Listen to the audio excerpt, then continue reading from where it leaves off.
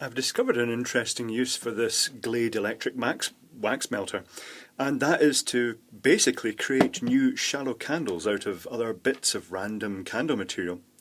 And you do that by putting the dish on top of the wax melter, and big candles, they tend to burn down the middle quite inefficiently, and then they don't use all the wax and it's a bit wasteful. Well, what I'm going to do here is I'm just going to sit this in here and let the thing melt. You could just throw in scraps, anything you've got, any random bits of leftover candle, you could put it in here and just use it to melt them down. And once they're melted down, we'll come back and I'll show you what you can do to put a wick into it. So that's the wax all melted now, and I almost ended up with a wee bit too much because that candle was more than enough to fill the bowl completely, so I don't need to add any other bits. So I can retrieve this wick that was on that original candle, and I could cut that down, reuse it, or I might just leave that out at the moment and use another wick from a tealight. Now, you get a couple of types of tealight. You get the ones that just have the wick sort of pressed through the hole in the middle. So you could take it out like that and place it directly into the wax. The other type of tealight you get has the wick physically sort of fused into the wax, and if that's the case, at the risk of spilling this wax everywhere, you can just float that and it'll melt, and you'll then get access to that wick as well. So I'm just going to deliberately push that down, getting wax all over my fingers in the process. And then, actually I quite like the idea of the two-tone effect. Then I'm going to turn the heat of that off and then reposition that once that's melted a wee bit, and then let the wax set.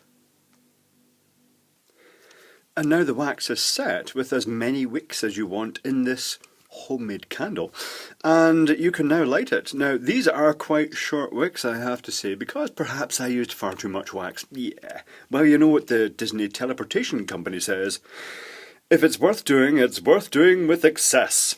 So let's light this with this handy lighter which has pictures of candles on it to remind you that that's what it's for. Okay, that's helpful, thank you very much for that. So let's light these up here. And in due course, that's them lit, they'll burn up nicely and we'll have a candle with a couple of flames. I mean, you could have a single flame in the middle, you could have 2 flames, 3 flames, 4 flames, 5 flames, exactly as many wicks as you chose to actually put in here.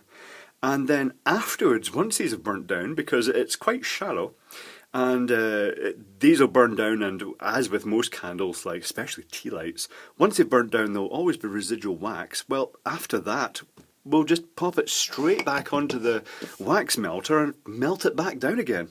Add some more wax. Have I got more wax to add?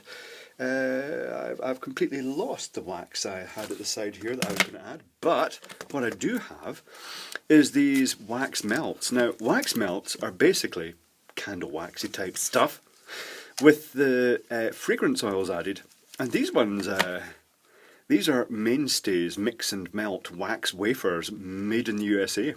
Nice. Except sadly these were bought from a pound shop in the UK, which is equivalent of a dollar store, suggesting that they weren't that popular over here. But or maybe they were popular and that's exactly how much they sell for. But anyway, when this is burnt down, if I could mix some appropriately compatible aromas, because this is apple flavoured apple aroma wax, and I could add other aromas in. So yes, I shall turn the light off here and you can see that these are indeed burning up nicely. Notably bigger flame. That one will get bigger later on. But yeah, nice way to make candles. So I'll let that burn for a while. So after a surprising burn time, these have burnt down completely and left the little craters in the wax. And in the case of this one, it's completely free, the little wick holder's free. The other one's stuck, but it has in fact just broken off, which is good. And even if it didn't come off as cleanly as that, all you need to do is put it back on the melter, and as soon as it's softened you could pull the original wick out.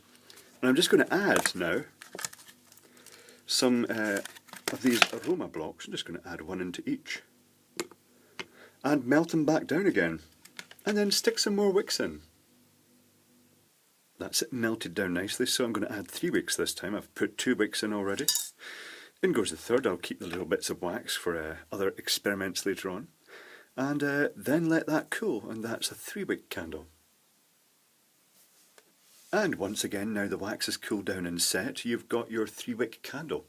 Now, it's important to note that you can't have this sitting on the wax melter, heating it, and basically giving you a molten pool of wax with the wicks in it lit as well.